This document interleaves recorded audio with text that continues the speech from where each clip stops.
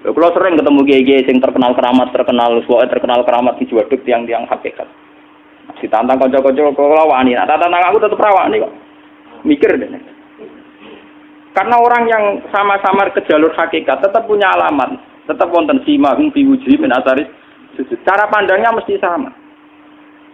Kalau nanti ketemu murid, ya artinya yang ikut aliran Siti Jenar, dia ada sholat, ada apa, hidup di satu tempat gitu. Padahal dia bisa baca ihya. Dulu pernah mondok di Mekah, pernah di Irak. Itu ya meresahkan para kiai. Kemudian sebagian mereka minta saya suruh ketemu. Ya walhasil kalau ketemu. Ketemu pertama gitu. Jenengan Gus Ba, tapi zaman roh jenengku terperata arani muka sapa. Nggih biasa mawon. Kula ora usah kenal jenengan nggih kenal. Dadi kula nggih biasa mawon. Lalu pernah ngajar-ajaran saya Gus ning donya tak enteni mau turu-turu ngenteni mati ngono Gus kok repot. Jawaban kula terus enak. Sampai jare wong hakikat wong ngenteni mati barang. Ya mati yo saiki iku. Ora ngenteni saiki padha-padha wis napa? Wis mati. Ya saiki wis padha-padha wis urip. Kita punya trauma, entah itu fiktif, entah nyata, entah apalah. Kita punya trauma kasus Siti Jenar. Orang yang mendalami la ilaha illallah secara intensif, ya, entah itu disebut kalimat sodo, bosuluk, boseloko, mbah kono semua. Orang yang memahami la ilaha illallah secara intensif, itu pasti menuju ilmu hakikat. Dan menuju ilmu hakikat pasti ngalami hakikat yang khoyali. Ini rumah tenan ini. Hakikat yang nopo? Khoyali. Dan hakikat yang khoyali ini mulai menipu. Ya, kalau sudah begitu ruwet. Misalnya ngeten ya. Ketika kula maca nggih diskusi ini utai perdebatannya kali jago mbek Siti Jenar. Saat itu ada Sunan Bonang juga. Kamu sujud pakai apa kali jaga? Ya pakai jasad. Dari Siti Jenar. Daging kamu itu hanya onggokan daging. Nanti itu jadi bangkai. Dan setelah jadi bangkai itu habis. Kamu nanti ditulis Tuhan tidak termasuk yang sujud. Kebuat yang mbok sujud itu bentek.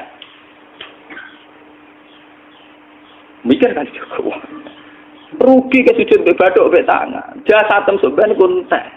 Ora ana sing crita kowe nak sujud mergo jasad itu mok sampean dadi bang.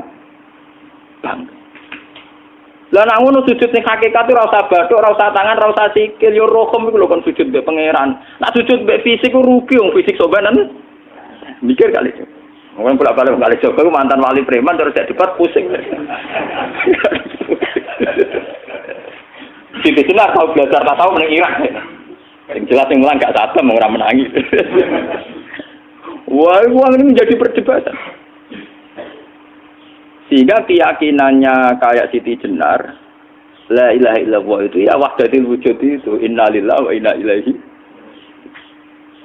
Selama ini kalau orang syariat misalnya, orang syariat itu kalau ada orang mati, misalnya Kak Ruhin mati, ini aku kan muni innalillahi wa inna ilaihi raji'un, saiki Ruhin wis mate.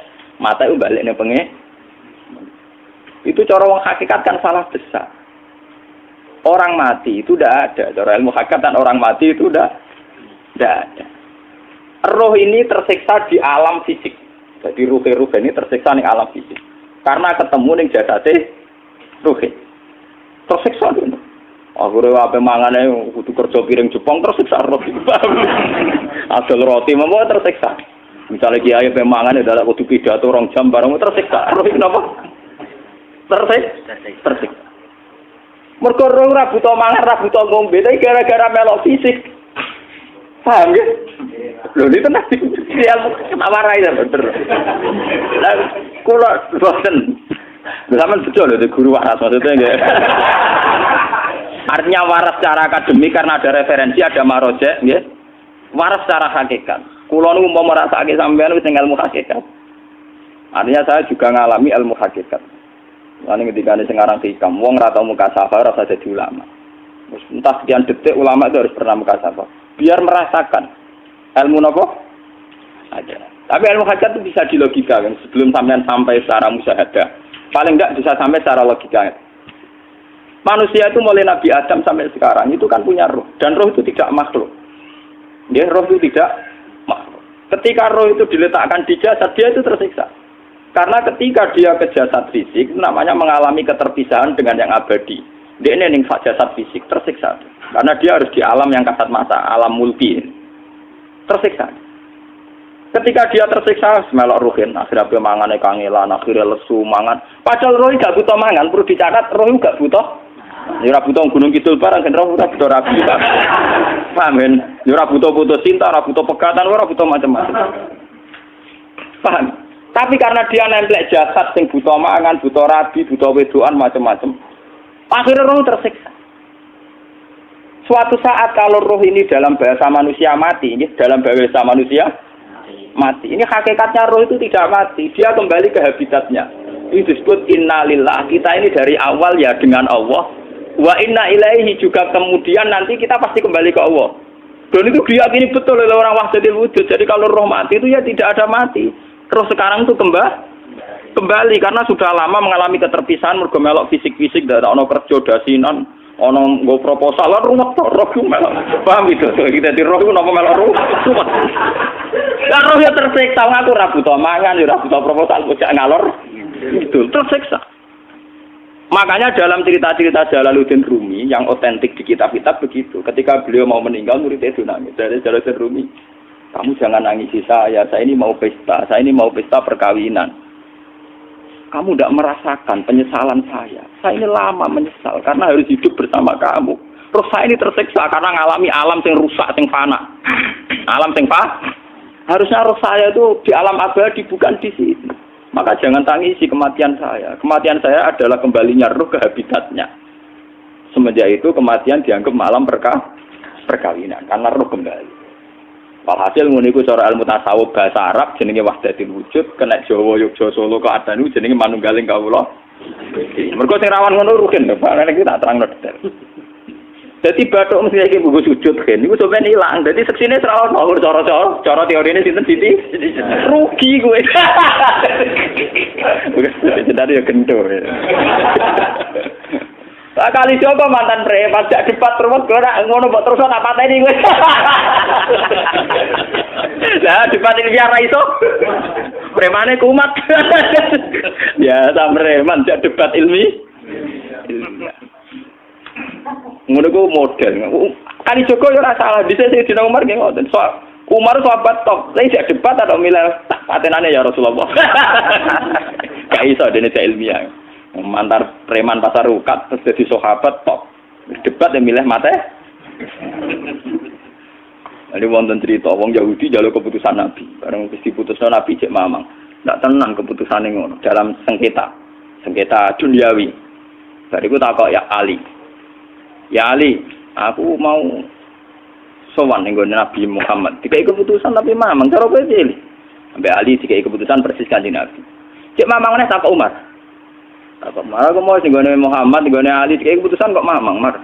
Cara kowe piye? Urusan duit. Enteni iki. Entah dia meleput buat apa? Uang diputus Nabi ora mar. Buat mati. Gawe. Mereka mantan apa? Cara mantan intelektual atau intelektual kan ya wajar nggak uji kok percaya Nabi. Ya, kan bareng cara Ali ya sudah gak percaya wis kandhani. Ora mesti cara Ali kan. Lah ora bapak ini. Ya wajar wong Yahudi kok percaya Nabi, nak percaya ora situ Yahudi Muslim. Nah, Ali situ Gus Dur. Lah Gus Dur beda piye tenang. Ali nyen ngoten watake ngoten. Nasibe padha. Ali itu ilmuwan yang jadi presiden gak sukses, yang niru ke Gus Dur. Mereka ning-tinggal negara wong pinter, mimpin ra sukses, wong pinter gampang maklumi. Lah misalnya kita jadi kiai wong pinter, kayak santri ini pacaran, maksud jangan asli cawe itu. Wah ruwet, terus malah dalil zinalina subuh syahwat minan. Piye pondok tanpa pelaturan. Paham ya, ruwet tau. Mana jogeman, dia pinter teman-teman itu jogeman. Jadi sing biasa, wae ono syariate sithik-sithik. Sing kamane ono santri pacaran tersinggung, ono santri nakal tersinggung. Sing ono rasane lha donya ono napa? Jadi nak meguru kula nu urusan ilmu semi hakikat. Mun gitu. Sehingga kayak Siti Jenar, cara pandang Siti Jenar tuh masuk betul ning gone pemikiran para santrinya. Kados Ki Ageng Pengging, siapa masuk betul karena masuk akal. Cara mereka napa? Betapa tidak ada artinya fisik ini. Nah, kalau semua fisik ini tidak ada artinya, kemudian yang ada artinya itu roh, perjalanan apa? perjalanan terus sehingga diartikan inna lillah wa inna ilaihi rajiun. Inna sholati wa nusuki wa mahyaya wa mamati ku lillah. Lah kemudian sekarang sampean tak tanya misalnya ini latihan ilmu hakikat. Wa mahyaya lan penguripan ingsun. Kalau ingsun itu artinya fisik atau jasad, itu keliru besar karena jasad tidak pernah hidup. Yang hidup itu roh. Paham ya? Sekarang artinya wama mati itu apa? Kematian ingsun. Kalau roh itu tidak pernah mati, berarti kematian roh adalah keterpisahan dengan yang agung atau yang abadi. Dan semuanya itu lillahi rabbil alamin. Sehingga mereka mengatakan kematian itu satu pesta. Mulane kados Bilal ditakoi, ya Bilal, ketika murid-muridnya nangis bergape mati, ya Bilal ge seneng ae. Badan nalqal ahibbah Muhammad dan wa hisbah. Ya nak mati malah seneng tuh ketemu kekasihku. Sebab itu kematian tidak pernah jadi problem bagi mereka sing soleh, sing menembus ilmu hakikat. Paham? Tapi ilmu hakikat kayak ini itu yang diyakini Siti Jenar, diyakini Jalaluddin Rumi, diyakini para wali-wali wahdatul wujud. Dulu Syekh Husain Sinten Al-Halal. Itu kemudian melahirkan prahara syariat. Prahara apa? Syariat. Sebab itu Wali Songo, oke Siti Jenar benar dalam filosofinya, tapi harus dibunuh. Karena menjadi prahara syariat. Sama dengan yang dikatakan Nabi itu benar, tapi menjadi prahara syariat. Akhirnya disomasi oleh Umar radhiyallahu anhu. Jadi sebetulnya sama, pola-pola ceritanya sama. Intinya sebuah ilmu hakikat harus dikawal napa? Syariat. Nggih kula bolak-balik, contoh paling gampang wit pisang. Wong nak mangan gedang kulitnya tetap dibuang. Tapi umpama gedang dari awal ora usah kulit, ra sido dadi gedang. Paham nggih? Meskipun kon ape dipangan ya dibuang. Tapi kita tidak bisa membayangkan pisang dari awal tanpa napa? Mbah kekeringan, mbah bosok, mbah ra sido dadi napa? Pisang. Terus pentingnya syariat lagi begini, malah penting ngaji wali-wali syariat yang pinter kados Sunan Kudus, kados Sunan Bonang. Andai kan tidak ada syariat itu dunia pun mesti rusak. Contoh paling gampang masalah pornografi, porno aksi. Jadi jenengan aja omongi ngono ibu ngakak-ngakak deh. Dari pangeran wis pirsa, kowe nek klambi pangeran roh ora tentu ora ya ora usah klambenan. Wong ora ana gunane. Kalau yang paling penting ku nazarullah, kenapa kowe klambenan barang, wong kowe klambenan ora pangeran tetep pirsa. Nyatane si Jenar nak mulang nggih cobaan. Kambenan lah intine napa? Dinya ada nabi Sunan pun. Nah kowe percaya kabeh nazarullah ora usah napa? Kambenan. Tetapi teori ora usah kambenan yo dinggo tenan. Mulane nek pas wiridan aliran sesat ciri utama. Kira kambenan tenan. Lah ruwet to.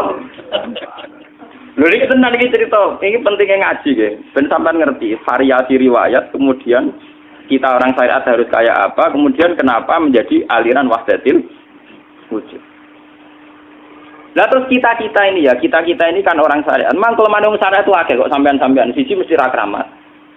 Modele ora ana duwe bingung, ruwet. Urip wong syariat lho apa? Dineng bojo wedi, dineng tangga wedi, pengaruhe menurun. Pancen orang syariat itu banyak kriminal tauhidnya itu memang jelas. Melane kiai-kiai peke nak ketemu kiai-kiai sing setengah jadah peti mergo iso nebak atine. Ndekne meriang langsung. Sing kiai ora tau salat keramat padahal ngambungan wong. Sembudina salat pas waktu kok ora tau keramat. Wong ape buah utang tanggane iku keramat apane? Sing kono ngawar ngawur sowan pirang. Meriang oleh syariat ngadepi wong hakikat napa? Mulane jogeman dadi wong syariat sing ngene iku bahaya. Nah, kalau buatan ngarah, sampai jadi wong syariat yang rakamat. Bahaya sekali itu bagi perjalanan agak. Kalau sering ketemu kiai-kiai yang terkenal keramat di Juwaduk tiang-tiang hakikat. Ditantang kocok-kocok kalau wani, nah tantang aku tetap rawani kok. Mikir deh. Karena orang yang sama-sama ke jalur hakikat tetap punya alamat, tetap wonten simahum fi wujuhi min asaris sujud. Cara pandangnya mesti sama. Kalau nanti ketemu murid, ya artinya yang ikut aliran Siti Jenar, dia ada sholat, ada apa, hidup di satu tempat gitu. Padahal dia bisa baca ihya. Dulu pernah mondok di Mekah, pernah di Irak. Ini ya meresahkan para kiai. Kemudian sebagian mereka minta saya suruh ketemu. Ya walhasil kalau ketemu pertama ya. Jenengan Gus Ba, tapi zaman Rasul niku terperata arani muka sapa. nggih biasa mawon. Kula ora usah kenal jenengan nggih kenal. Dadi nggih kula nggih biasa mawon. Lalu pernah ngajari ajaran ning. Saya lha Gus ning donya tak enteni mau turu ngenteni mati ngono Gus kok repot. Ijaban kula terus enak. Sampai jare wong hakikat wong ngenteni mati barang. Ya mati yo saiki iku. Ora usah ngenteni saiki padha-padha wis napa? Wis mati. Ya saiki wis padha-padha wis urip. Wis padha kabeh. Nah cara ilmu hakikat kan terus sama semua. Napa? Sama semua. Tadi makanya itu tadi. Kalau baleni malagi, logika hakikat itu begitu ya. Roh itu ditiupkan oleh Tuhan ke kita. Kemudian roh karena ikut alam fisik, alam jasad, roh ngalami yang kita alami. Ya. Ketika roh ngalami yang kita alami, dia tersiksa. Nah, ketika roh sudah terpisah dari jasad yang mengekang, yang memenjara ini, dia senang terus kembali ke Tuhan. Ini disebut inna lillahi wa inna ilaihi. Lah jasad ini kemudian menurut ilmu hakikat nggak ada gunanya sama sekali total. Hilang ditelan tanah. Lah kalau begitu jasad iki nak mbok agul-agulan, Gusti bathuk kula tak nggo sujud tangan kula ndi buktine tangan wis ra ono. Bathuk wis ora. Mulane dari Siti Jenar, hanya wali bodoh kayak kalian yang punya ajaran bodoh begitu. Malah ra sopan terus. Mulane Sunan Kalijaga semangat kon mateni mergo tambah omongane glodro ndi. Tapi yang nggak disadari Siti Jenar yaitu tadi. Inti dari ilmu hakikat itu kan tunduk sama kersane Tuhan. Kalau sudah tunduk pada kersane Tuhan, kalau kersane Tuhan roh kita harus di jasad. Dan wujud jasad kita ini juga karena kehendak Tuhan. Kenapa yang wujudnya jasad yang karena kehendak Tuhan engkau ingkari? Sementara wujudnya roh tidak kamu ingkari. Toh wujudnya jasad ya bi iradatillah wa bi masyiatillah. Wujudnya roh ya bi wujudit bi masyiatillah wa iradatillah. Harusnya fungsi jasad juga harus kamu akui toh Siti Jenar. Wong sekarang kita punya jasad ya bukan karena kita, karena kehendak Allah. Kenapa kamu ingkari? Berarti kamu ingkari kehendak meneng Siti Jenar.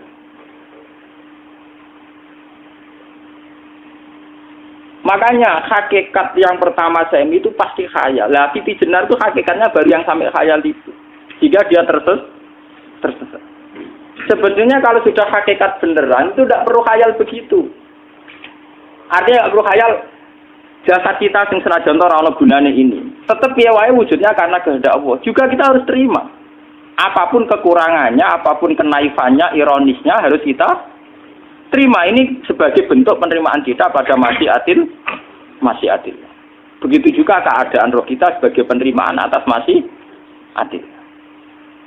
Meskipun ada teori-teori roh yang lebih valid.